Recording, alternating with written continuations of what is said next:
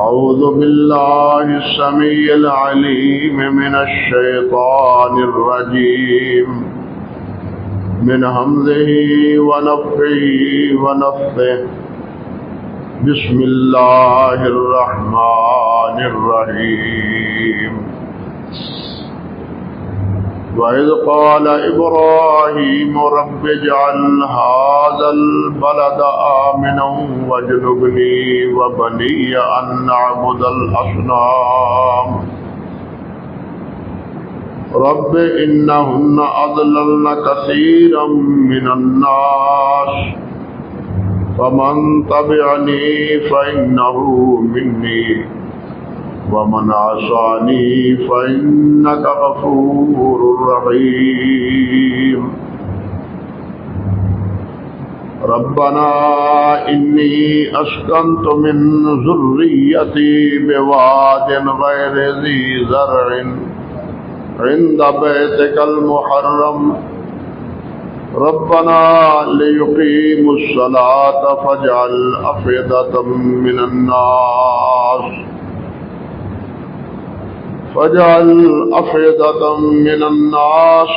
تهوي إليهم وارزقهم من الثمرات لعلهم يشكرون ربنا إنك تعلم ما نخفي وما نعلن وما يخفى على الله من شيء في الأرض ولا في السماء سبحان ربك رب العزة عما يصفون وسلام على المرسلين والحمد لله رب العالمين.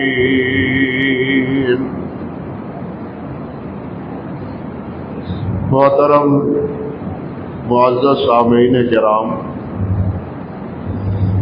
عزت مآب میری بہنوں اور بیٹیوں، یہ سورۃ ابراہیم کی آیات مبارکہ ہیں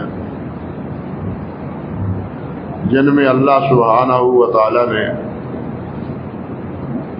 حضرت سیدنا ابراہیم علیہ السلام کی کچھ دعاؤں کا تذکرہ فرمایا ہے۔ ذی الحج کا مہینہ شروع ہونے والا ہے، جس میں ملت ابراہیمی کی پیروی میں اہل اسلام حج کا فریضہ ادا کرتے ہیں۔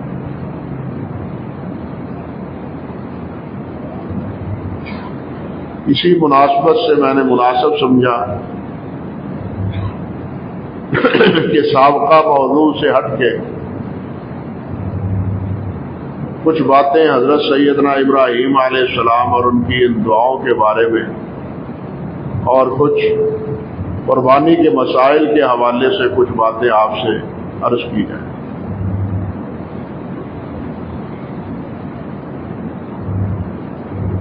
حضرت ابراہیم علیہ السلام نے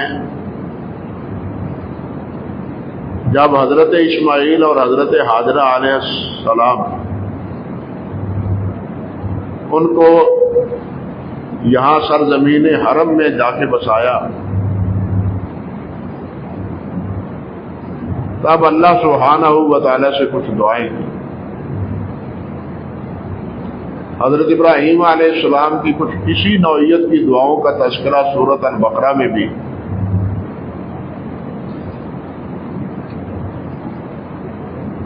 اور وہاں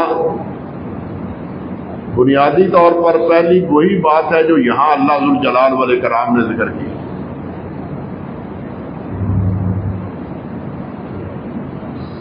سب سے پہلے انہوں نے یہی بات اللہ رب العزت سے عرض کی کہ رب اجعل ھذا البلد آمنا واجنبنی وبنی ان نعبد الاصنام، اے ہمارے پروردگار اس شہر کو امن کا شہر بنا۔ وہاں بھی یہی بات اللہ سبحانہ و تعالی نے فرمائی، رب اجعل ھذا بلدا آمنا، سورۃ بقرہ میں کہ یا اللہ اس شہر کو امن کا شہر بنا۔ حقیقت یہ ہے کہ عام انسانوں کی دعاؤں یا لیڈروں کی دعاؤں یا سیاست دانوں کی دعاؤں اور انبیاء کی دعاؤں میں یہی بنیادی فرق ہے کہ انبیاء کرام علیہ السلام کی دعاؤں میں جو جامعیت ہوتی ہے اور جو منفعت ہوتی ہے وہ سیاسی لیڈروں کی ڈگڈگیوں سے حاصل نہیں ہوتی۔ وہ تو اپنی سیاست چمکانے کے لیے جزوی طور پر کچھ نعرے قوم کو دیتے ہیں اور قوم کو بے وقوف بنا کے ووٹ لے کے اپنی کامیابی اور کامرانی کا ڈنکا بجاتے ہیں، لیکن نبی اس انداز سے سیاست دان نہیں ہوتا۔ نبی سب سے پہلے رسول اور نبی ہوتا ہے۔ اگرچہ سیاسی اعتبار سے بھی، ملکی لحاظ سے بھی، رعایا کے اعتبار سے بھی انبیاء کرام علیہ السلام رہنمائی فرماتے ہیں،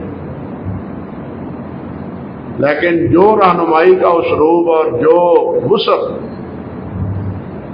اور جو معنویت ان کے کلام میں ہوتا ہے، ان لوگوں کے کلام میں بالکل اس کی کوئی مناسبت نہیں۔ اب دیکھیے دونوں جگہ پر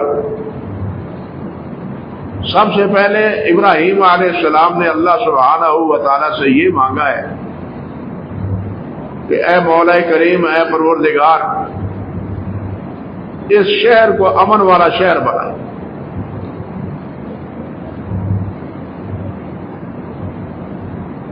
انبیاء کرام علیہ السلام امن کے علم بردار ہوتے ہیں،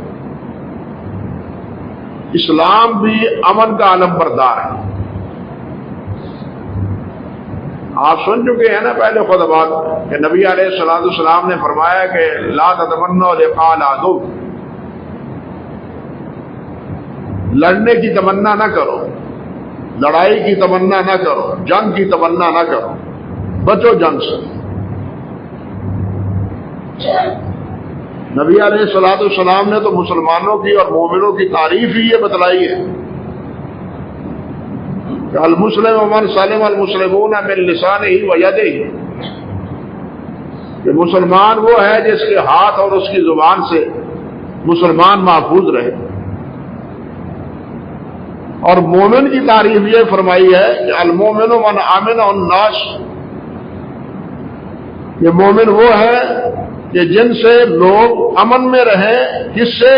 فی اموالہم و دمائہم، ان کے اموال اور ان کی خون، وہ خون ریزی نہ کرے۔ ایمان کا تقاضا یہ ہے، نہ کسی کے مال کو لوٹے، نہ مال کو نقصان پہنچائے، نہ جان کو نقصان پہنچائے۔ اسلام کا بھی یہی معنی ہے، من سلم المسلمون من لسانہ و یدہ، کہ جو مسلمانوں کی زبان، جو انسان مسلمان وہ ہے جو زبان سے مسلمانوں کو دور رکھے۔ کیا مطلب؟ کہ مسلمانوں کے بارے میں یاوہ گوئی نہ کرے، غیبت نہ کرے، ان کی عزتوں پر حملہ نہ کرے، زبانوں کو محفوظ رکھے ان کے بارے میں۔ یہ زبان کنٹرول نہیں کرتی، لوگوں کی عزتوں کو لوٹنا، لوگوں کی عزت کی پر حرف گیری کرنا، انسان کو بڑا مزہ آتا ہے، اس میں بہت لطف آتا ہے۔ وہ کیا ہے، یہ کیا ہے، لیکن اللہ اور اللہ کے رسول صلی اللہ علیہ وسلم نے اس سے روکا ہے۔ آپ دیکھیں کہ جس وقت چاند طلوع ہوتا ہے، نیا مہینہ شروع ہوتا ہے، سال مہینے عربی مہینہ، اس میں دعا کیا ہے؟ اگر دعا یاد نہیں تو یاد کرنی چاہیے۔ اس میں بھی دعا یہی ہے، اللہم احلہ علینا بالامن والایمان والسلامت والاسلام، یا اللہ اس مہینے کو ہمارے لیے امن کا مہینہ بنا، فتنے کا اور فساد کا مہینہ نہ بنا۔ اللہم اجعلہ اللہم اعلہ علینا بالامن والایمان، ایمان پر قائم رہے، سلامتی رہے اور اسلام کے ساتھ ہم جڑے رہے اس مہینے میں۔ تو مہینے کے طلوع پر بھی نبی کریم صلی اللہ علیہ وسلم نے یہی پیغام دیا ہے کہ یہ دعا مانگو کہ یا اللہ اس مہینے میں ہم امن سے رہیں۔ تو اسلام امن کا علم بردار ہے، وہ فتنے اور فساد کا علم بردار نہیں ہے، وہ لڑائی اور جھگڑے کا علم بردار نہیں ہے، وہ امن کا دائی ہے۔ اللہ اکبر کبیرہ۔ ابراہیم علیہ السلام نے بھی سب سے پہلے امن مانگا ہے، اور حقیقت یہ ہے اگر امن نہ ہو تو ہر چیز بے مزہ اور کرکرا ہو کے رہ جاتی۔ امام راضی رحمۃ اللہ علیہ نے لکھا ہے کہ اگر کسی آدمی سے پوچھا جائے، کسی آدمی سے یہ پوچھا جائے کہ جناب تم دو چیزوں میں سے ایک چیز کو منتخب کر لو، بے خوف زندگی گزارو گے یا بیمار کی زندگی گزارو گے؟ بیمار کی زندگی میں بھی فائدہ ہے مومن کے لیے، نقصان نہیں، لیکن دونوں میں سے کون سی زندگی پسند کرتے ہو؟ وہ فرماتے ہیں کہ کوئی عقل مند آدمی یہ نہیں کہے گا کہ میں خوف کی زندگی کو ترجیح دیتا ہوں، وہ یہی کہتا ہے کہ بیمار رہنا قبول ہے، خوف کی زندگی گزارنا قبول نہیں، کیونکہ بیمار کی زندگی میں کچھ کھا پی تو لوں گا، کچھ سستا بھی لوں گا، کوئی علاج معالجہ کروا لوں گا، لیکن خوف کا تو کوئی علاج ہی نہیں ہے۔ خوف کے ہوتے ہوئے تو کھانا بھی اچھا نہیں لگتا۔ شیر کے سامنے اگر بکری کو باندھ دیا جائے اور اچھا سا چارہ اس بکری کے سامنے رکھ دیا جائے تو بتلائیے وہ بکری کھائے گی؟ وہ چارہ کھائے گی؟ بالکل نہیں کھائے گی، وہ تو بیچاری ٹیڑھی آنکھوں سے شیر کی طرف بھی دیکھتی رہے گی۔ اس لیے جب تک امن نہیں ہے، یہ محلات، یہ کوٹھیاں، یہ کاروبار انسان کو امن مہیا، اطمینان مہیا نہیں کر سکتے۔ امن و اطمینان اللہ کی توفیق سے حاصل ہوتا ہے، اور امن و اطمینان اللہ ذو الجلال کے ذکر سے اور اللہ کی یاد سے حاصل ہوتا ہے۔ الا بذکر اللہ تطمئن القلوب، کہ اطمینان قلب، امن قلب وہ اللہ کے ذکر سے ہوتا ہے، اللہ کی یاد سے ہوتا ہے، اللہ سے تعلق جوڑنے کے ساتھ ہوتا ہے۔ تو ابراہیم علیہ السلام نے سب سے پہلے اس بلد امین کے لیے، بلد حرام کے لیے جو سب سے اولین چیز اللہ سے مانگی وہ یہ کہ یا اللہ اس شہر کو امن کا شہر بنا، اور اللہ نے بنایا، اللہ ذو الجلال نے بنایا اس امن۔ اولم نمکن لہم حرما آمنا یجبی الیہ ثمرات کل شیء، کہ کیا ہم نے شہر کو امن کا شہر نہیں بنایا؟ اور ابراہیم علیہ السلام کی دعا کے مطابق کہ یا اللہ یہاں کے رہنے والوں کو ورزقہم من الثمرات، پھلوں کے رزق عطا فرما۔ ہر قسم کے رزق بھی وہاں اللہ تعالیٰ نے مہیا کیے، اور یہ کرامت ہے، اعجاز ہے، قدرت الہی ہے کہ وہ وادی غیر ذی زرع، پہاڑوں کی وادی، ریگستان کی وادی ہوتی ہوئی بھی ہر قسم کا پوری دنیا سے پھل وہاں پہنچ رہا ہے، ہر چیز کھانے پینے کی پہنچ رہی ہے۔ علماء نے تو یہاں ثمرات کو وسیع معنی میں معمول کیا ہے، پھلوں کا رزق ہی نہیں بلکہ ہر چیز کے ثمرات، ہر چیز کے نتائج، سمجھے بات، ہر چیز کے نتائج۔ یہ فیکٹریوں کے نتائج کیا ہیں؟ ملوں کے نتائج کیا ہیں؟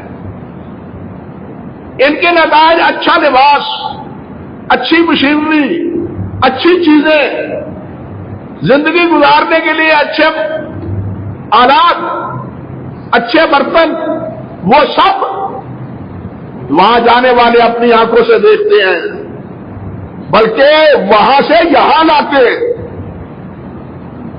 وہاں سے یہاں لاتے، کپڑا بھی وہاں سے لاتے، ملیں آپ کے ملک میں، کارخانے آپ کے ملک میں۔ مکہ مکرمہ میں تو سبزی نہیں ہوتی، لیکن ہر قسم کی سبزی وہاں دستیاب ہے یا نہیں؟ پھل دستیاب ہیں وہاں، باقی بھی جتنی ضروریات زندگی ہے وہاں اللہ سبحانہ و تعالیٰ نے وہاں سے مہیا کی ہے۔ اللہ کی قدرت کا اندازہ لگائے کہ حج کے موقع پر، بلکہ اب تو اس سال میں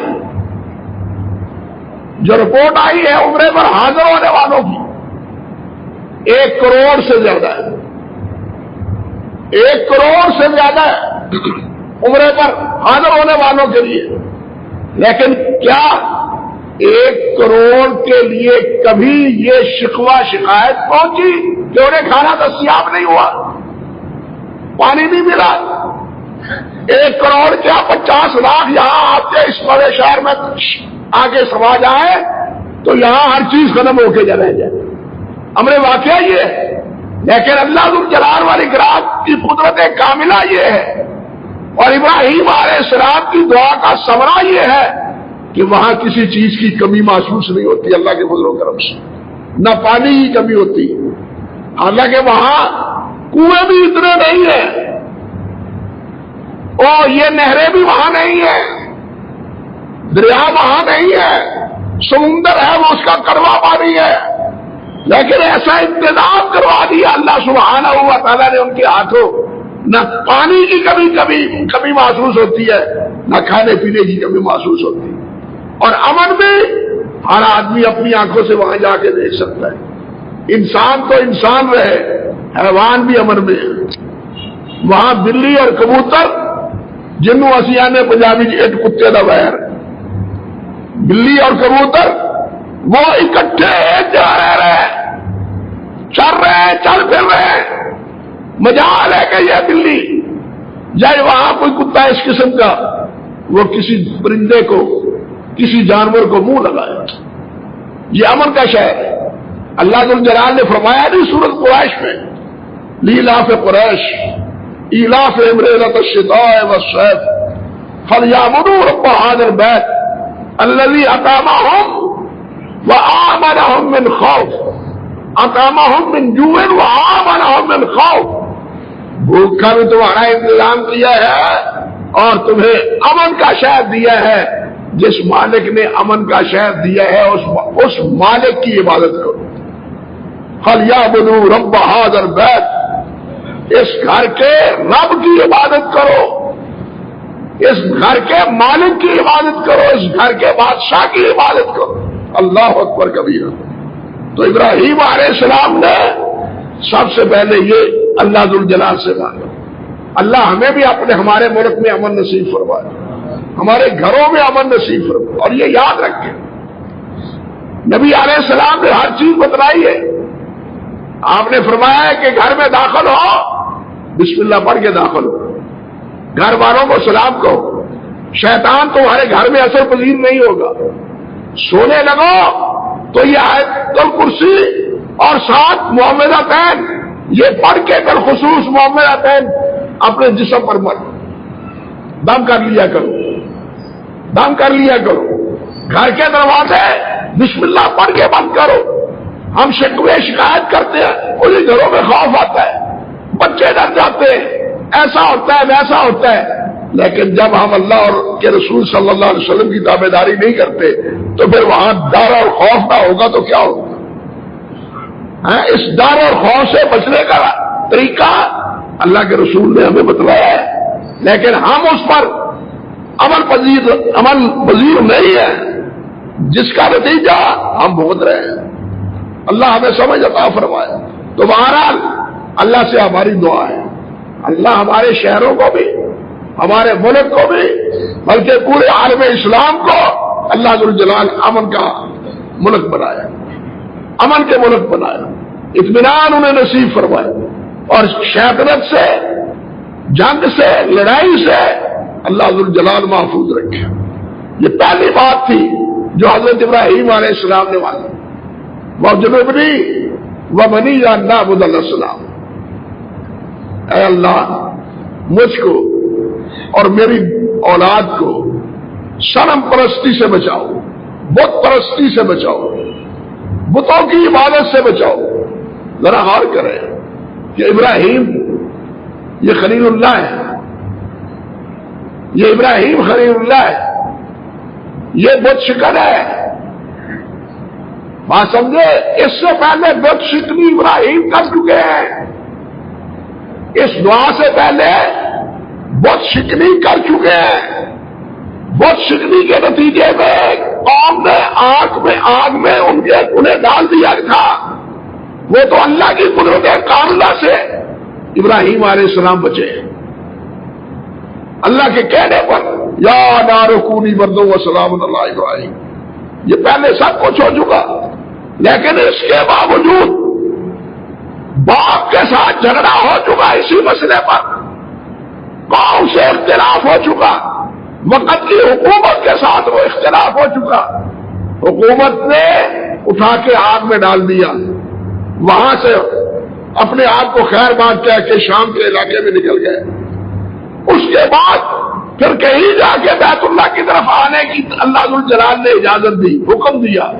جب حضرت اسماعیل پیدا ہوئے یہ وہاں اس وقت آ کے دعائیں کرتے ہیں اور اس وقت کہتے ہیں کہ وجنبنی وبنی ان نعبد الاصنام، کہ اللہ مجھ کو بھی اور میری اولاد کو بھی کس سے بچا؟ صنم پرستی سے بچا۔ پتھر صنم ہوتا ہے پتھر کا، لکڑی کا، دھات کا، دو چیزیں ہوتی ہیں، ایک وثن ہوتا ہے، ایک صنم ہوتا ہے۔ کہتے ہیں صنم پتھری کا ہو، پتھر کا ہو، لکڑی کا ہو یا دھات کا ہو، اس کو صنم کہے۔ یہ پلاسٹک کا بنا دے، لکڑی کا بنا دے یا کسی اور دھات کا بنا دے، تانبے کا بنا دے، سونے کا بنا دے، وہ ہے پتھر ہی صنم ہی صنم۔ بنانے والوں نے سونے کے بت بنائے، چاندی کے بت بنائے، لیکن وہ ہے بت ہی۔ اسی طرح وثن ہے، وثن ہر وہ چیز جس کی پرستش کی جائے، خواہ وہ درخت ہو، خواہ وہ قبر ہو، خواہ کوئی ہو، اس کو وثن کہتے ہیں۔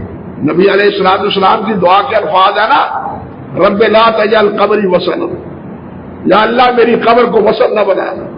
کیا مطلب؟ عبادت گاہ نہ بنانا، یعنی ہر وہ جگہ جو عبادت گاہ بن جائے وہ وثن، وہ قبر ہو، وہ درخت ہو۔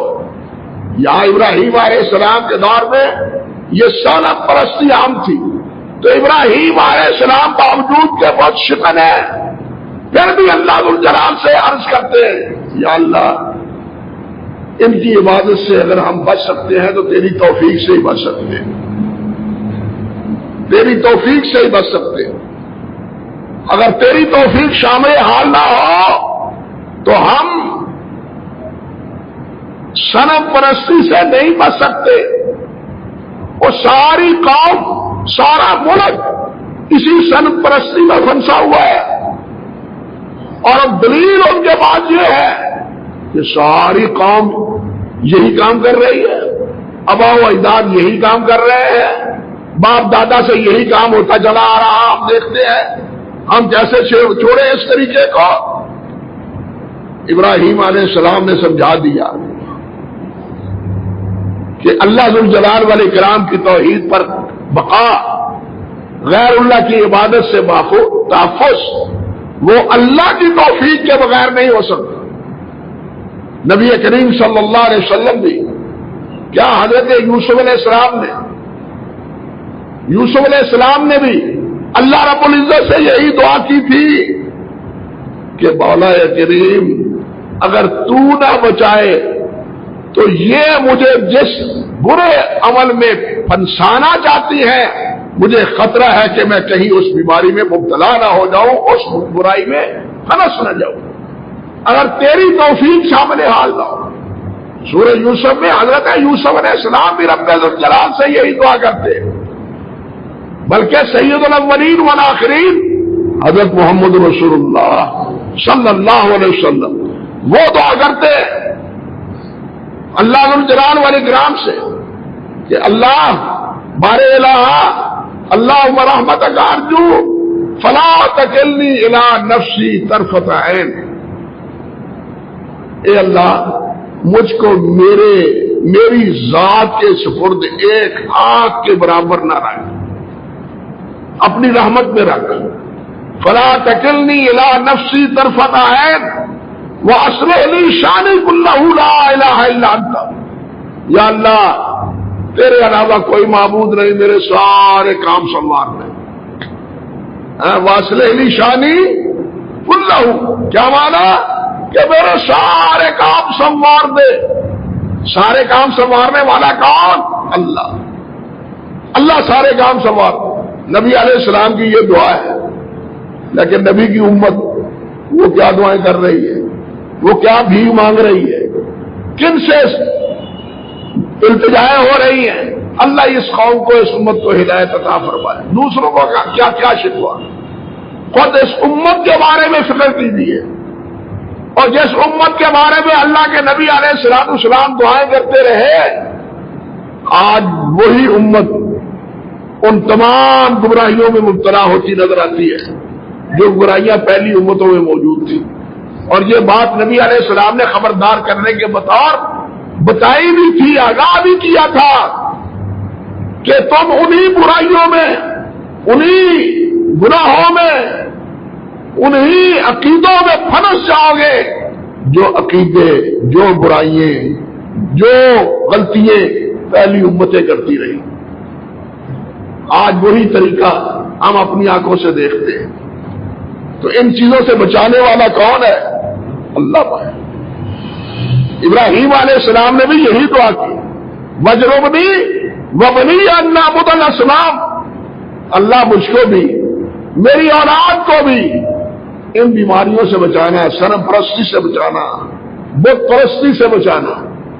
رب انہن اضللن کثیرا، بلکہ یہاں ایک اور بات بھی ہے کہ صنم کے بارے میں حضرت شیخ عبد القادر جیلانی رحمۃ اللہ علیہ وہ تو بہت آگے بات کرتے ہیں، لوگوں نے تو ان کے بارے میں بہت بے پرکی اڑائی ہے،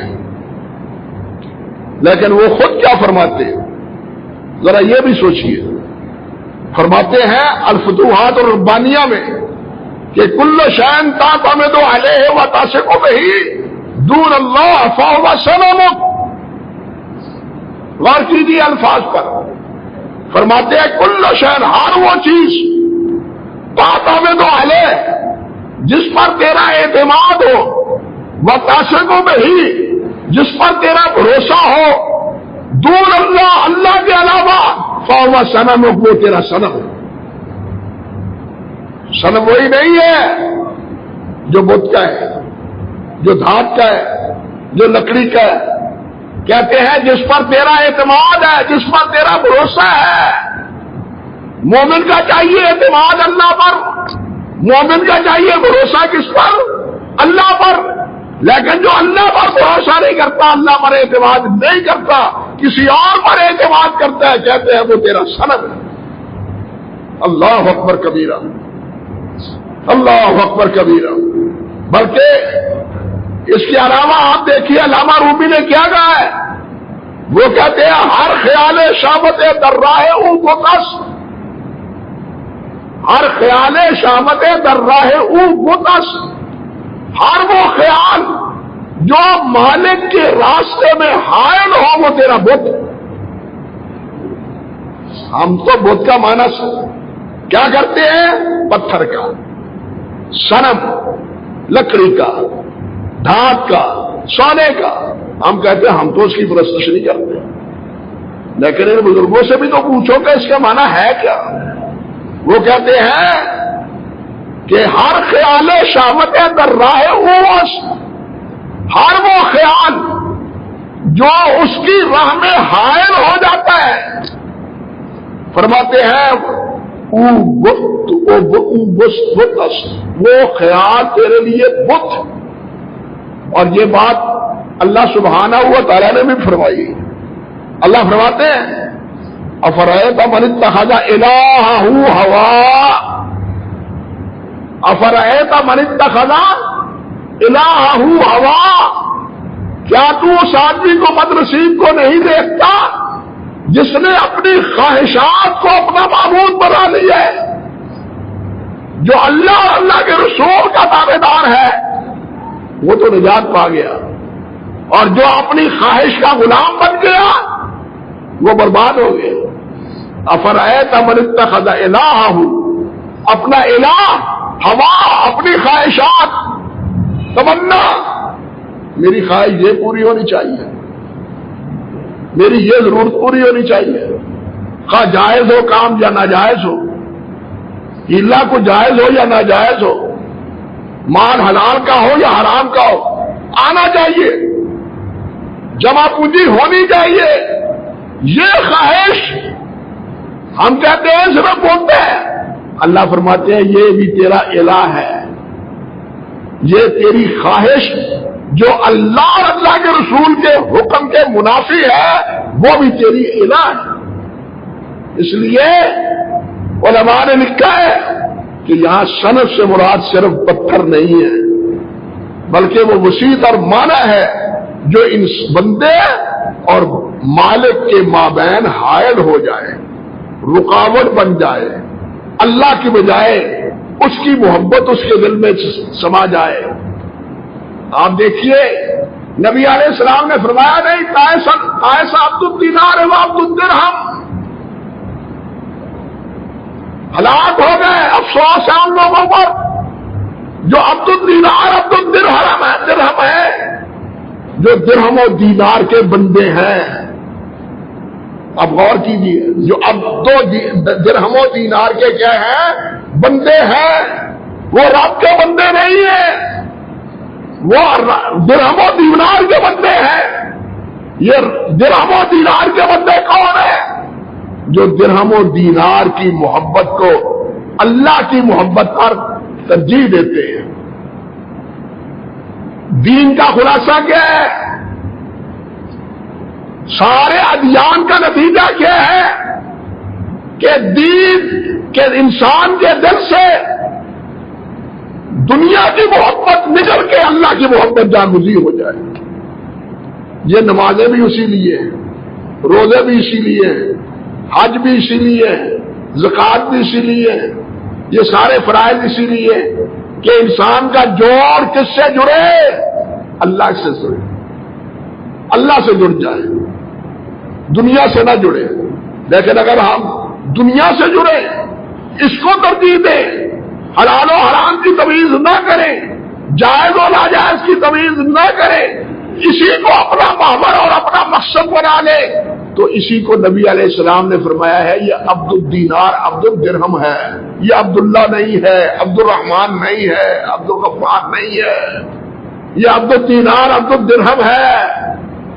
اس لیے صنم کے معنی یہ سن کے کہ یہ بت اطمینان نہ ہو جائے کہ اللہ کا شکر ہے ہم بتوں کی پوجا نہیں کرتے، لیکن کچھ وہ بھی ہیں معذرت کے ساتھ، کچھ وہ بھی ہیں جو مردہ خداؤں کو تو نہیں مانتے لیکن زندہ خداؤں کی پرستش شکواز نہیں آتے، ان کی کارسالیسی، ان کی ناجائز حمایت، ان کے غلط افعال کی حمایت، ان کے غلط فیصلوں کی تائید، یہ کیا ہے؟ یہ کیا ہے؟ من لم یحکم بما انزل اللہ فاولئک هم الفاسقون اولئک هم الکافرون اولئک هم الظالمون۔ اب ان کی حمایت کس کھاتے میں پڑے گی؟ آپ مردہ خداؤں کی پوجا تو نہیں کرتے، لیکن کاش یہ قوم زندہ خداؤں کی پرستش بھی چھوڑ دے۔ زندہ یہ ہماری جمہوریت نے بیڑا غرق کر دیا۔ جو جماعت فیصلہ کر دے کہ جناب اس بل کی حمایت کرنی ہے، وہ جائز ہے یا ناجائز ہے، ساری جماعت ہاتھ کھڑے کرے۔ اب بتلائیے اس پورے بت کو پوجا ہے یا نہیں پوجا؟ اللہ اور اللہ کے رسول کے مقابلے میں، اللہ اور اللہ کے رسول کے فیصلے کے مقابلے میں ہم نے کس کو ترجیح دی ہے؟ جماعت کو۔ یہ تمہارا بت ہے، یہ تمہارا معبود ہے، یہ زندہ خدا ہے تمہارے، اللہ سبحانہ و تعالیٰ ان گمراہیوں سے ہمیں محفوظ رکھے. تو یہاں کیا وجنبنی و بنی نعبد الاسلام، اللہ ہمیں ان تمام گمراہیوں سے بچائے، صنم پرستی سے بھی، وثن پرستی سے بھی، شخصیت پرستی سے بھی، قبر پرستی سے بھی، بزرگ پرستی سے بھی، سب پرستیوں سے بچائے. صرف ہمیں اللہ پرست بنائے، خدا پرست بنائے، کسی اور کی پرستش کرنے والا نہ بنائے، کسی اور کا تابع دار اور فرمانبردار نہ بنائے، صرف اپنا اور اپنے حبیب صلی اللہ علیہ وسلم کا تابع دار اور فرمانبردار بنائے. اللہ اکبر کبیرہ. رب انہن اضللن کثیرا من الناس، یہ سبب بنے ہیں بہت سے لوگوں کی گمراہی کا. کیوں؟ بہت سے یہ کہتے ہیں جی اصل پیودا دن دیکھا یہ کم کر دیا، وجدنا علیہ آباءنا، ہم وہ کام نہیں چھوڑیں گے جس پر ہم نے اپنے باپ داداؤں کو دیکھا. کسی مفہوم میں کہا جا رہا ہے رب انہن اضللن کثیرا من الناس. اللہ اکبر. مولا کریم انہوں نے بہت سے لوگوں کو گمراہ کر دیا. فمن تبعنی فانہ منی، مولا کریم جو میرا تابع دار ہے وہ میرا ہے. بات سمجھ لیں، نبی کا وہ ہے جو نبی کا تابع دار ہوتا ہے. کل امتی یدخلون الجنۃ الا من ابا،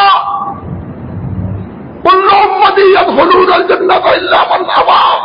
رسول اللہ نے فرمایا صلی اللہ علیہ وسلم میری ساری امت جنت میں جائے گی مگر وہ جس نے انکار کر دیا. صحابہ کرام نے عرض کیا من یا رسول اللہ، اللہ کے رسول کون انکار کرے گا؟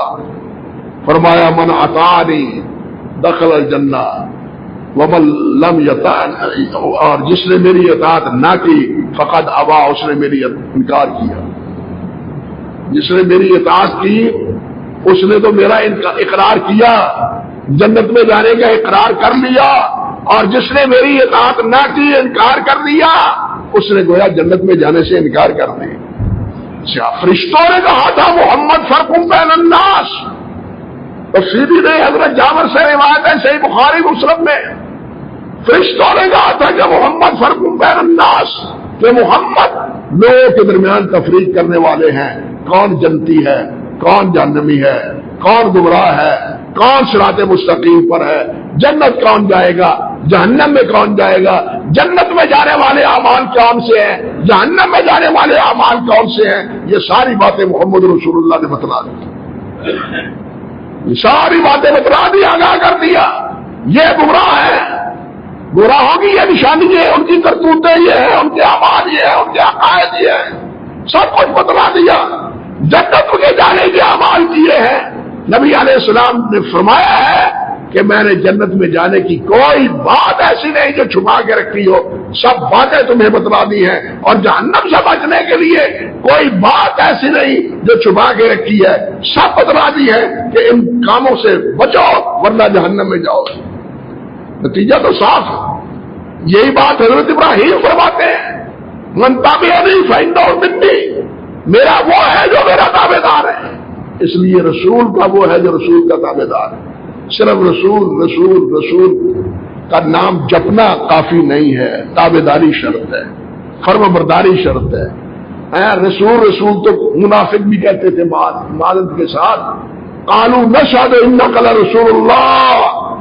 اللہ فرماتے ہیں وہ کہتے تھے ہم گواہی دیتے ہیں آپ اللہ کے رسول ہیں.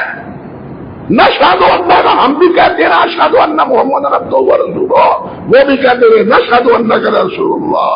اللہ نے فرمایا واللہ یعلم انک لرسولہ واللہ یشهد ان المنافقین لکاذبون. کیا فرق ہے؟ کیوں کہ یہ کلمہ تو پڑھتے ہیں، میرے محبوب تیری تابع داری نہیں کرتے. اب کلمہ بھی پڑھے اور تابع داری نہ کرے، یہ اسلام نہیں ہے، یہ ایمان نہیں ہے، یہ منافقت ہے. اللہ اس منافقت سے ہمیں بچائے، اپنے حبیب کا تابع دار بنائے، ابراہیم کی ملت کا پیروکار بنائے. باقی بات انشاءاللہ آئندہ خطبے میں عرض کروں گا. اقول قولی ھذا استغفر اللہ لی ولکم ولسائر المسلمین.